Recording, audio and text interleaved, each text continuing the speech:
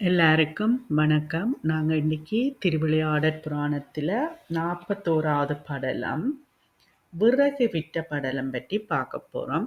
என்ன திருவிளையாடல்னு பார்க்கலாம். வரகுண பாண்டியன் அரசியற்ற நாளிலே வடதேசத்தினின்றும் ஏமநாதன் என்னும் பெயருடைய ஒரு யாழ்ப்பாணன் வெகு விருதுகளோடு மதுரையை அடைந்து அப்பாண்டியன் கோயிலிற் புகுந்து அவனை வணங்கி அவன் புகழைக் கொண்டாடி யாழ் வாசித்தான். அப்ப இது நாங்க பார்க்கறதெல்லாம் நெடுகலன்னு நான் சொல்லுவேன் பாண்டியற்ற வரலாறுண்டு.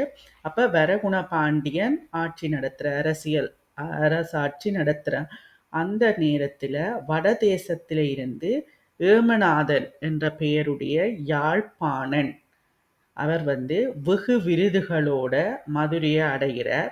அப்ப பாண்டியன் கோயில்ல புகுந்து அவனை வணங்கி அவன் புகழ கொண்டாடி யாழ் வாசித்தான்.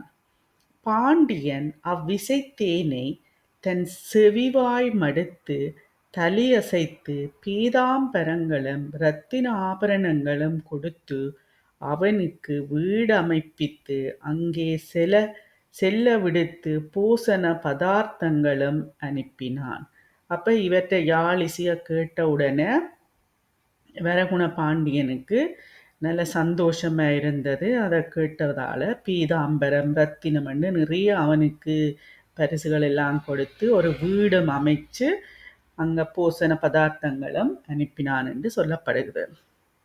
ஏமநாதன் தனக்கு பாண்டியன் செய்த வரிசையினாலே மிக களிப்புற்று தன்னோடு இசை பாடவல்ல யாழ்ப்பாணர்கள் மதுரையில் வேறில்லை என்று செருக்கடைந்தான். அப்ப ஏமநாதன் இப்படி வரகுண பாண்டியன் அவரை கௌரவிச்சு எல்லாம் நிறைய பரிசுகள் கொடுத்த உடனே அவருக்கு ஒரு செருக்கு வந்துட்டது. தன்னை விட இந்த பாண்டி நாட்டில் இந்த மதுரையில யாழ்ப்பாணர்கள் யாழ்ப்பாணர்கள் அந்த யாழ் வாசிக்கிறவர் யாழ்ப்பாணவர் தன்னோட பாடுறதுக்கான யாழ்ப்பாணர்கள் இல்லையென்று அவருக்கு செருக்கு வந்துட்டது. யாருக்கு? ஏமநாதனுக்கு. பாண்டியன் அதனை அறிந்து பாணபத்திரனை அழைப்பித்து, நீ வடதேசத்தில் நின்று வந்த யாழ்ப்பாணனோடு இசை பாடுவாயா என்றான். அப்ப இவருக்கு வரகுண பாண்டியனுக்கு தெரிஞ்சிட்டு இவர் இப்படி கர்வம் கொள்றார் ஏமநாதன். அப்ப பாணபத்திரனை கேட்கிறார், நீ இவரோட யாழ் வாசிச்சு போர் செய்வியா, அந்த போட்டி போடுவியா, அவரோட போர் புரிவியாண்டா பாட்டுல யாழ் வாசிக்கிறதுல நீ போட்டி போடுவாயா அவரோடு என்று கேட்கிறார். இசை பாட யாழ் இசைதானே, அப்ப இசை பாடுவாயாண்டு கேட்கிறார். பாணபத்திரன் வணங்கி நின்று, மகாராசாவே, சோமசுந்தர கடவுளுடைய திருவருளினாலும் உனது கருணையினாலும் தமியேன் அவனோடு பாடி வென்று அவனுடைய விருதுகளை வாங்கி அவன் செருக்கை அடக்குவேன் என்றான். அப்ப இவர் பாணபத்திரன் என்ன சொல்றார்? சோமசுந்தர கடவுளின் திருவருளாலையும் அரசன் வரகுண பாண்டியன் கருணையினாலையும் தான் பாணபத்திரன் என்ற தான் அந்த ஏமநாதனை பாடி அவரோட போட்டி போட்டு பாடி அவனோட விருதுகளை வாங்கி அவன் செருக்கை அடக்குவேன் என்று இவர் சொல்றார். அப்ப பாண்டியன் நாளைக்கு பாடு போ என்றான். அப்ப பாண்டியன் நாளைக்கு பாடு போ என்று சொல்றார். ஏமநாதன் வீட்டுக்கு போயிருந்த பின்பு அவனிடத்தே இசை கற்கும் மாணாக்கர் கடைத்தெருக்களிலும் கவர் வழிகளிலும் அம்பலங்களிலும் மாடங்களிலும் வீதிகளிலும் இசை பாடிக்கொண்டு திரிந்தார்கள். அப்ப ஏமநாதன் வீட்டுக்கு போயிருந்த பிறகு அவனிட்ட இசை பாடுகிற மாணவர்கள் கல்வி கற்கினந்தானே ஏமநாதன். அப்ப அவைகள் இப்படி ஒவ்வொரு இடங்கள்ல கடைத்தெரு கவர் வழி அம்பலம் என்ற இடங்கள்ல மாடங்கள்ல இருந்து வீதிகள்ல இசை பாடிக்கொண்டு திரியினான். பாணபத்திரன் அவ்விசையை கேட்டு வியந்து, ஏமநாதனுடைய மாணாக்கர்கள் பாடும் முறை இது. ஏமநாதன் பாடும் முறை எத்தன்மையதோ, நான் நாளைக்கு இசை பாடி அவனை வெல்வது எப்படி நினைத்து கொண்டு திருக்கோயிலை அடைந்து சோமசுந்தர கடவுளை வணங்கி, எம்பெருமானே, அடியேனுக்கு துணை செய்தருளல் வேண்டுமென்று பிரார்த்தித்துக் கொண்டு வீட்டுக்கு திரும்பினான். அப்ப இவர்கள் ஏமநாதன் மாணவர்கள் இப்படி பாடினம். அப்ப ஏமநாதனி அவர்களுடைய மாணவரை இப்படி பாடுறேன்டா, ஏமநாதன் எப்படி பாடுவாருண்டு அவருக்கு உள்ளுக்குள்ள ஒரு கவலை வந்துட்டது. தான் எப்படி பாடுறது, அவரோடு எப்படி பாடி போட்டி போட்டு வெல்லுறது அவற்றோட இசையில என்று நினைச்சு கொண்டு திருக்கோயிலுக்கு போய் சோமசுந்தர கடவுளை வணங்கி அவர் தனக்கு உதவி செய்ய சொல்லி கேட்கிறார்.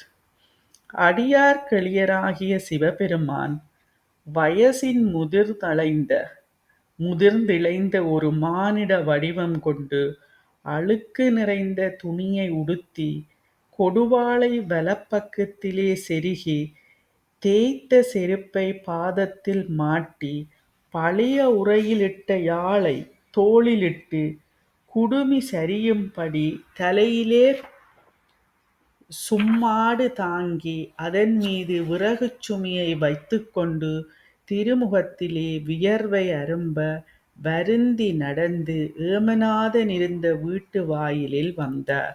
அப்ப பானபத்திரன் போய் சோமசுந்தர கடவுளை வணங்கி தனக்கு உதவி செய்ய சொல்லி கேட்டுட்டு வாரார் தானே. அப்ப சிவபெருமான் நான் இப்ப சொன்ன வேடம் தாங்கி எப்படியெல்லாம் வயது முதிர்ந்து அழுக்கு நிறைந்த உடைய உடுத்து வாழ் இதுகளெல்லாம் கொண்டு தலையில சும்மாடம் வச்சு கொண்டு களைச்சு போய் வேர்த்து ரேமநாதன் வீட்டு வாசல்ல வந்து இருக்கிறார். அப்பொழுது மாலை காலம் வந்தது. அப்பொழுது மாலை நேரம் வந்தது. சிவபெருமான் விறகு சுமையை இறக்கி அங்கே ஒரு புறத்தில் ஊன்றிவிட்டு அவ்வீட்டு புறத்திண்ணையிலிருந்து இளைப்பாறிக்கொண்டு சிறிதே இசை பாடினார். அப்ப சிவபெருமான் விறகு சுமையை இறக்கி வச்சுட்டு ஏமநாதன் வீட்டு வாசல்ல என்னன்னா மாலை காலம் பின்னேரம் ஆயிட்டுது. அப்போ ஒரு புறத்துல வச்சுட்டு அந்த வீட்டு திண்ணையில இளைப்பாரி கொண்டு ஒரு சிறிது இசை பாடுறார். ஏமநாதன் அது கேட்டு அங்கே இசை பாடுகிறவன் யாவன் என்று சொல்லிக்கொண்டு விறகு சுமையாளர் முன் வந்து நீ யார் என்றான். அப்ப இவர் இசை பாடுறத அவற்ற வீட்டுக்கு முன்னுக்குத்தான் அந்த திண்ணையில இருந்து. அப்ப ஏமநாதன் வந்து இந்த இசை பாடுறவர் ஆரென்று சொல்லி நீ யாரென்று வந்து கேட்கிறார். யார் இசை பாடுறன்னு வெளியில வந்து பார்த்துட்டு நீ யாரென்று அவர்கிட்ட கேட்கிறார் விறகு சுமையாளர்கிட்ட. அப்ப விறகு சுமையாளர் என்ன சொல்றார், நான் பானபத்திரனுடைய அடிமை, அவரிடத்தே இசை கற்றுக்கொண்டிருந்தேன். பானபத்திரர் என்னை நோக்கி நீ தசையெல்லாம் ஒடுங்க வயசிலே மிக முதிர்ந்து விட்டாய், இனி நீ இசை கற்பதற்கு வல்ல இல்லை என்று சொல்லி என்னை தள்ளிவிட்டார். அப்ப அவர் என்ன சொல்றார், அவர் கேட்ட கேள்விக்கு நான் பானபத்திரன் அடிமை, அவரிடத்துல தான் இசை கற்றுக்கொண்டிருந்தேன். நான் இப்ப எனக்கு வயசு போனபடியா வயசு போயிட்டுது, தசையெல்லாம் சுருங்கிட்டுதுன்னு சொல்லி அவர் என்ன விட்டுட்டாருன்னு சொல்றார். அதனால் விறகு வெட்டி விற்றாயினும் வயிறு வளர்க்கலாம் என்று இத்தொழில் பூண்டேன் என்றார். அப்ப அதனாலதான் விறகு வெட்டி என்றாலும் நான் வயிறு வளர்க்க சாப்பாட்டுக்கு தேவைதானே, அதுக்காகத்தான் நான் இங்க விறகு வெட்டி கொண்டு வந்து நான் என்று சொல்றார். ஏமநாதன் நீ முன் பாடின ராகத்தை இன்னும் ஒரு தரம் பாடு என்றான். அப்ப இவர் பாடின பாட்டு இருக்குத்தானே, இவர் தன் தொழில சொல்றார் தானே, தான் இது இந்த விறகு வெட்டுறது இப்ப இதுக்காகத்தான் என்று தன் சாப்பாட்டு. அப்ப ஏமநாதன் அவர்கிட்ட கேட்கிறார், நீ முதல் பாடின ராகத்தை பாடு என்று. விறகு சுமையாளர் யாழை இடத்தோளில் சாத்தி சுதி கூட்டி உடற்றொழிற் குற்றங்களும் பாடற்றொழிற் குற்றங்களும் இல்லா வண்ணம் எழுது சித்திரம் போல் இருந்து யாழோசையும் மிடற்றோசையும் ஒற்றுமைப்பட இவ்வாறு சாதாரி ராகம் பாடுவார் ஆகினர். அப்ப ஏமநாதன் கேட்டோன்னே அவர் திரும்பவும் முதல் பாடின அந்த சாதாரி ராகத்தை, ஏன்னா முதல் பாடினத்தை தான் நீ திருப்ப பாட சொல்ற, அப்ப அந்த சாதாரி ராகத்தை பாடுறார். விறகு சுமையால் வடிவம் கொண்ட சிவபெருமான் இங்கனம் பாடிய இசைத்தேன் சர்வான்மாக்களும் காதாகிய கால்வாய், சர்வ ஆன்மாக்களுக்கும் காதாகிய செவியாகிய கால்வாய் வழியாக ஓடி உரோம துவாரத்தினால் வழியும்படி நிறைந்து அவர்கள் சரீரத்தை இசைமயம் ஆக்கியது. அப்ப அந்த சிவபெருமான் விறகுச்சுமையாரலாத்தானே வாரார். அவர் பாடிய அந்த இசை தேன் சர்வ ஆன்மாக்களுக்கும் காதாகிய, அதை உருவப்படுத்தி சொல்லி, காதாகிய கால்வாய் வழியாக ஓடி ரோமத்துவாரத்தினால் வழியும்படி நிறைந்தது. அவர்கள் சரீரத்தை இசைமயம் ஆக்கியது. அவ்விசை கேட்ட பொழுது மரங்களும் அசையவில்லை, கடலும் ஒலிக்கவில்லை, நதிகளும் பாயவில்லை, எல்லாம் சித்திரம் போலாயின. அப்ப இந்த இசையை கேட்ட உடனே எதுவுமே அசையலை, எல்லாம் சித்திரம் போல. சித்திரம்ண்டா என்ன? ஓவியம் கீர்னது அப்படியே இருக்குமே, ஆடாது அசையாது. அது போல இவற்றை இசையை கேட்ட உடனேயும் இந்த மரங்கள், கடல், நதி எல்லாமே சித்திரம் போல ஆயிட்டுதான்.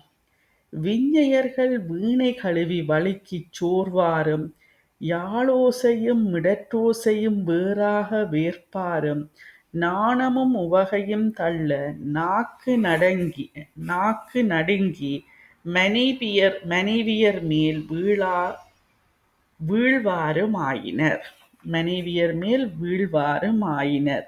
அப்ப இது எல்லாத்தையும் கேட்டவுடனே சிவபெருமானுடைய தேவ கீதம் உலகத்தில் உள்ள இயங்கியற் பொருள், நிலையியற் பொருள்கள் எல்லாவற்றையும் விழுங்கி தன்மயமே ஆக்கி ஏமநாதனுடைய உயிரையும் உடம்பையும் உருக்கியது. அப்ப இந்த இசையெல்லாம், இந்த இசையை இப்ப வர்ணிச்சு எப்படி என்று சொல்லி இருக்கணும் தானே. அது பிறகு ஏமநாதனுடைய உயிரையும் உடலையும் உருக்கியதாம். ஏமநாதன் அவ்விசை வசப்பட்டிருப்ப பத்திரன் அடிமையாய் வந்து இசை பாடிய சிவபெருமான் விறகு சுமையோடு மறைந்தருளினார். அப்ப இவற்றை இசையை கேட்டு ஏமநாதன் அந்த இசையின் வசப்பட்டிருக்க பத்திரன், பானபத்திரன் தானே, பத்திரன் அடிமையா வந்ததாரு சிவபெருமான். அவர் அந்த விறகு சுமையோட மறைந்தருளினார். ஏமநாதன் இது நான் அறிந்த சாதாரி அன்று, இவ்வுலகத்திலுள்ள ஒருவராயினும் இதை பாட நான் கேட்டிலேன். அப்ப அவர் என்ன நினைக்கிறார்? இது தான் அறிஞ்ச சாதாரி ராகம் இல்லை, இந்த உலகத்துல இருக்கிற ஒருவரம் பாடி நான் இதை கேட்கல. இது தேவகானம். இதை இவனுக்கு உணர்த்த கடவுளே அன்றி மனிதர் வல்லவரா? இது ஆச்சரியம். பானபத்திரனாலே தள்ளப்பட்ட இந்த கிழவனுடைய இசை இதுவாயின் அப்பானபத்திரனுடைய இசை எத்தன்மையதோ என்று நினைந்தான். அப்ப அவர் என்ன சொல்றார்? இது தேவகானம், இந்த சாதாரி ராகம், அந்த இசை இதை இவனுக்கு உணர்த்த கடவுளே அன்றி மனிதர் வல்லவர் இல்லை, மனிதர்கள் வல்லவர்கள் இல்லை. அப்ப பானபத்திரனினாலே தள்ளப்பட்ட இந்த கிழவனுடைய இசை இப்படி இருந்ததென்றால் அப்பானபத்திரனுடைய இசை எத்தன்மையதோ என்று நினைத்தான். நினைந்த உடனே எழுந்து தன் மாணாக்கர்களும் குலைய வஸ்திர பெட்டிகளும் ஆபரண பெட்டிகளும் யாழும் அங்கே கிடக்க, மானமும் பயமும் முன்னே இழுத்து செல்ல, பல்லக்கு ஒரு வழியும், குடை ஒரு வழியும், பாடல் மகளிர்கள் ஒரு வழியும், மாணாக்கர் ஒரு வழியும், பாடற்கீழ் மக்கள் ஒரு வழியும், வேலைக்காரன் ஒரு வழியும் செல்ல, அன்றிரவே வடதிசை நோக்கி ஓட்டம் எடுத்தான். அப்ப இதை நினைச்ச உடனேயே மாணாக்கர்கள் எல்லாரையும் விட்டுட்டு, வஸ்திரப்பட்டி, ஆபரணம் சகலதையும் விட்டுட்டு இரவிரவாயே அவர் அந்த இடத்தை விட்டு வடதிசைக்கு வடதிசையிலேருந்து தானே வந்தவர். அப்ப வடதிசைக்கே போயிட்டார். அன்றிரவு சிவபெருமான் பானபத்திரனுக்கு சொப்பனத்திலே தோன்றி, நாம் இன்று ஏமநாதனிடத்து விறகாளனாய் போய் நாம் பானபத்திரனுக்கு அடிமை என்று சொல்லி இசை பாடி வென்று உன் வேண்டுகோளை முடித்தோம் என்று திருவாய் மலர்ந்தருளினார். அப்ப இது நடந்த அண்ட இரவே பானபத்திரனுக்கும் கனவில போய் இந்த நடந்தது எல்லாத்தையும் சொல்றார். தான் விறகாளனா போய் எல்லாம் செய்தான். பானபத்திரன் விழித்தெழுந்து அச்சமும் உவகையும் அன்பும் கொண்டு சூரியன் உதிக்கும் முன்பே சோமசுந்தர கடவுளை வணங்கி அஞ்சலி செய்து, எம்பெருமானே, அடியேன் உம்மிடத்து வந்து குறையிறந்தது, காட்டுக்குப் போகவா, திருமுடிமேல் விறகு சுமக்கவா, அருமைத் திருவடி நோவ வந்து, அடியேன் பொருட்டு அடாத வார்த்தை சொல்லவா? ஐயையோ, அடியேனிடத்துக் குற்றம் விளைந்ததே. விஷ்ணு முதலிய தேவர்களுடைய நெஞ்சத்தையும் வேத சிரசுகளாகிய உபநிடதங்களையும் கடந்த உம்முடைய அருமைத் திருவடிகள் எளியேன் பொருட்டு இப்பூமியைத் தீண்டினவே. உமது பெருமை தமியேனுக்கு எளிதாயிற்றோ? உமது திருவுருவம் நாதாந்தத்தையும் கடந்த சக்திய ஞானாந்த மயமானமென்பார்கள். ஞானாந்த மயமாமென்பார்கள் பெரியோர்கள். அப்ப என்ன சொல்லப்படுது?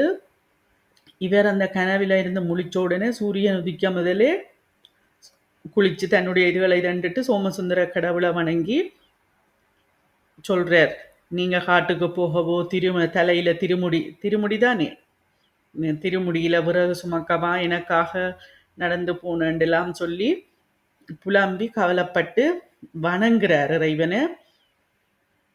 சோமசுந்தர கடவுளை அவர் வணங்குறார். அது இன்றைக்கு ஒரு மனித வடிவாய் வெயிலிலே வந்து சுமந்து பேதையனுடைய அன்பளவாயிற்றோ? பிரம்மனாலும் காணப்படாது, மேலே 7 முகமும் கடந்து அப்பாலுள்ள அண்டங்களும் கடந்து நின்ற உமது திருவடி சிறியேன் பொருட்டு விறகு சுமந்ததோ என்று இப்படி துதி செய்து வலம் வந்து வணங்கிக் கொண்டு போய் வரகுண பாண்டியனை வணங்கினான். அப்ப அங்க இவர் எப்படியெல்லாம் வர்ணிச்சு பாடிட்டு சோமசுந்தர கடவுளை, ஏனெண்டா பிரம்மா விஷ்ணுக்களாலையும் அவற்ற திருவடியோ திருமுடியோ அறிய முடியல. தன்னுடைய எளியவனுக்காக நீங்கள் இப்படியெல்லாம் செய்திருக்கிறீங்களோன்று கும்பிட்டுட்டு வரகுண பாண்டியனை போய் வணங்குறார். வரகுண பாண்டியன் பானபத்திரனை கண்டவுடனே ஏமநாதனை அழைத்து வாருங்கள் என்று ஏவலாளர்களை விடுப்ப, அவர்கள் போய் ஏமநாதனை அவன் இருந்த வீட்டில் பார்த்து காணாது தேடினார்கள். அப்ப வரகுண பாண்டியன் பானபத்திரன் போன உடனே தன்னுடைய ஏவலாளர்கள்ட்ட சொல்ற, போய் ஏமநாதனை வர சொல்லுங்கொண்டு. அவைகள் போய் தேடி பார்த்துச்சுன்னா அங்கே அவரை காணல. அது கண்டு அயல் வீட்டார் சிலர் அவர்களை நோக்கி, ஏமநாதன் நேற்று இங்கிருந்தான். ஒரு கிழவன் விறகு சுமந்து கொண்டு வந்து ஏமநாதனிடம் வந்து தான் பானபத்திரனுக்கு அடிமை என்று சொல்லி இசை பாடினான். அப்ப அயல் வீட்டார்கள் சொல்லினான், இப்படி ஒரு ஆள் இரவு வந்தவர், இப்படி பின்னிறம் போல வந்து விறகு சுமியோட வந்தவர் பானபத்திரன் அடிமை என்று சொல்லி இசை பாடினார் என்றெல்லாம் சொல்லினான். ஏமநாதன் அர்த்த ராத்திரியில் ஓடிவிட்டான் என்றார்கள். அப்ப இப்படியெல்லாம் இசை பாடினு அவர் இரவே போட்டார், அர்த்த ராத்திரி என்றார். அது கேட்டு ஏவலாளர்கள் போய் அவர்கள் சொல்லியபடியே வரகுண பாண்டியனுக்கு விண்ணப்பம் செய்தார். அப்ப அந்த அயல் வீட்டார் சொன்னபடியே அங்க வரகுண பாண்டியனுக்கு ஏவலாளர்கள் போய் சொல்லினான். வரகுண பாண்டியன் வியப்படைந்து தன் எதிர் நின்ற பானபத்திரனை நோக்கி, ஏமநாதன் ஓடிய வகை என்ன? நீ நேற்று இங்கு நின்று போன பின் யாது செய்தாய் என்றான். அப்ப இவர் வரகுண பாண்டியனுக்கு வியப்பாயிட்டுது. அப்ப பானபத்திரன்கிட்ட கேட்கிறார், ஏமநாதன் ஓடிய வகை என்ன, எதுக்காக ஓடினவர், நேற்று நீ இங்கு நின்றுட்டு பிறகு போய் என்ன செய்த நீ என்று கேட்கிறார்.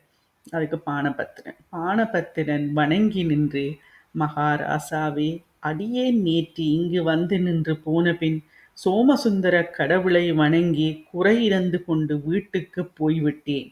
சோமசுந்தர கடவுள் தமியேனுக்கு சொற்பனத்தில் தோன்றி, நாம் உன் பொருட்டு விறகெடுத்துச் சென்று உன் பகைவனாகிய ஏமநாதனுடைய புறங்கடையை அடைந்து சாதாரி பாடி அவனை வென்று துரத்தி விட்டோம் என்று திருவாய் மலர்ந்தருளினார்.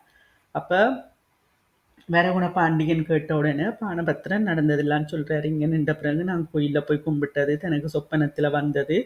பிறகு அவர் ஏமநாதன் போடிட்டார், சாதாரி சாதாரி ராகம் பாடினண்டெல்லாம் சொல்றார். தமியேன் விழித்து விட்டேன், இதுவே நிகழ்ந்த சமாச்சாரம் என்றான். அப்ப அவர் கனவுல வந்து இப்படி திருவாய் மலர்ந்தோன்னு தான் முழிச்சுட்டேன், இதுதான் நிகழ்ந்த விஷயம் என்று சொல்றார்.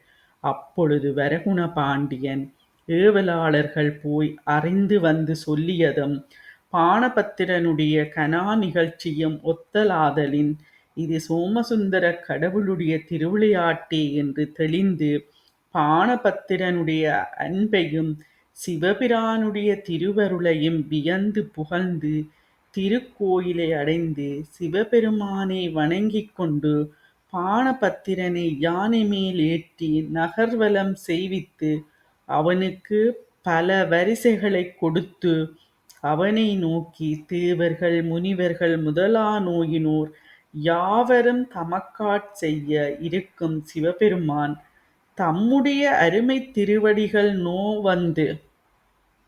நோவ வந்து உமக்காட் செய்து உமது குறையை முடித்தருளினாராயின் உமக்கு எல்லாம் ஏவலாளர்கள் அன்றோ?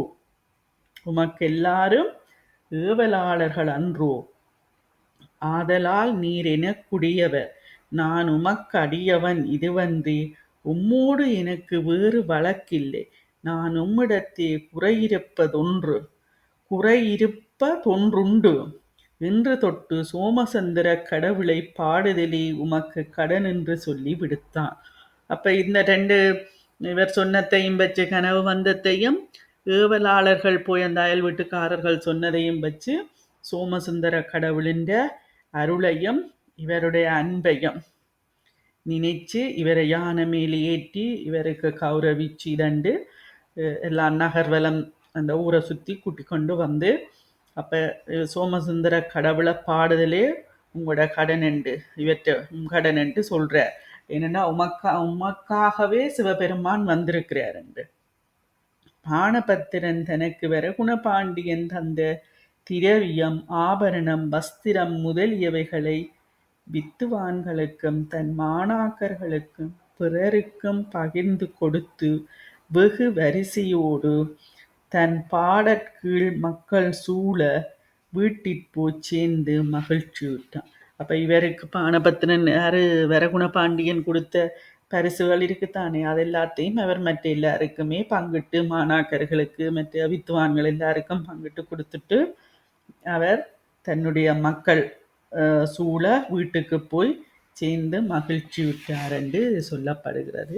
இதுதான் 41வது படலம்.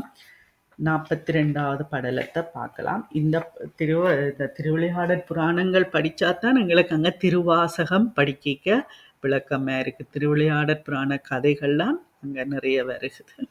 இவ்வளவு நேரமும் பொறுமையாக இருந்து கேட்ட எல்லோருக்கும் நன்றி.